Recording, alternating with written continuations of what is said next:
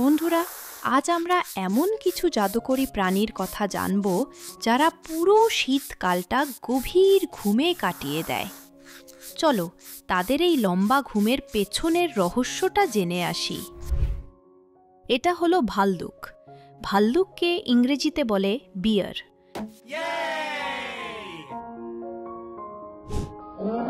শীত ঘুমের সময় ভাল্লুকেরা মাসের পর মাস কিছু খায় না, এমনকি পানি পর্যন্ত পান করে না। তবুও ঘুম থেকে ওঠার পর তারা একদম সুস্থ থাকে।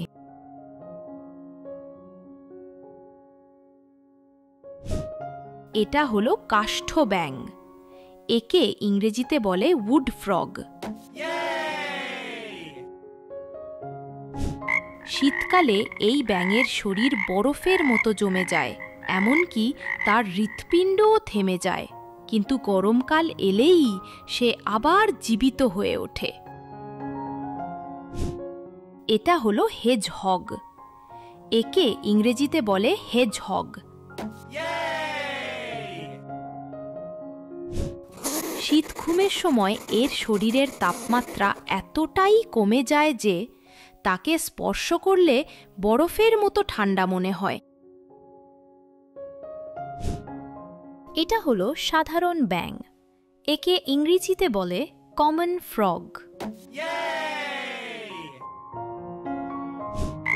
এরা পুকুরের নিচে কাদামাটিতে ঘুমায় এবং সেখানে তারা তাদের চামড়ার সাহায্যে শ্বাস প্রশ্বাস চালায়।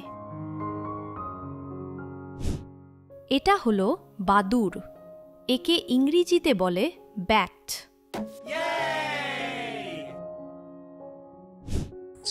শীত ঘুমের সময় এদের হৃৎপিণ্ড মিনিটে মাত্র 25 বার স্পন্দিত হয়, কিন্তু জেগে উঠলে তা বেড়ে মিনিটে 1000 বার পর্যন্ত হতে পারে। এটা হলো কচ্ছপ। কচ্ছপকে ইংরেজিতে বলে টার্টল।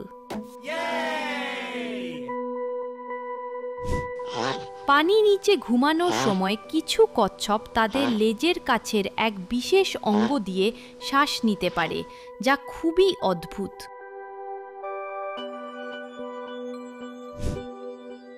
এটা হলো চিপমাঙ্ক। একে ইংরেজিতে বলে চিপমাঙ্ক।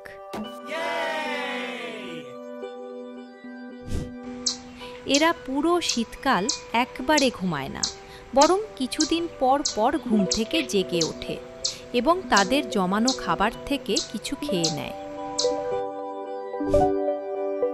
এটা হলো মারমোট। একে ইংরেজিতে বলে মারমোট।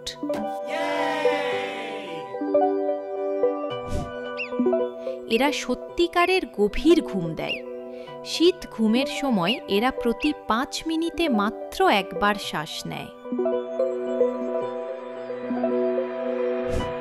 এটা হলো সাপ।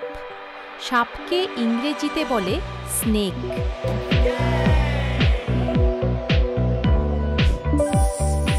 শীতকালে শরীর গরম রাখার জন্য এরা একা একা ঘুমায় না, বরং অনেক সাপ একসাথে জড়ো হয়ে একটি বলের মতো হয়ে ঘুমিয়ে থাকে।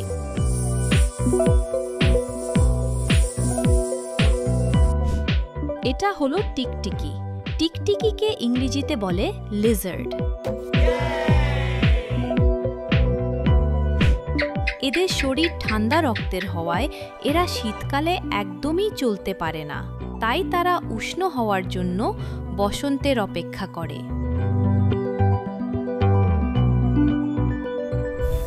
বন্ধুরা, এই ঘুমন্ত প্রাণীদের জগৎটা সত্যিই রহস্যময়।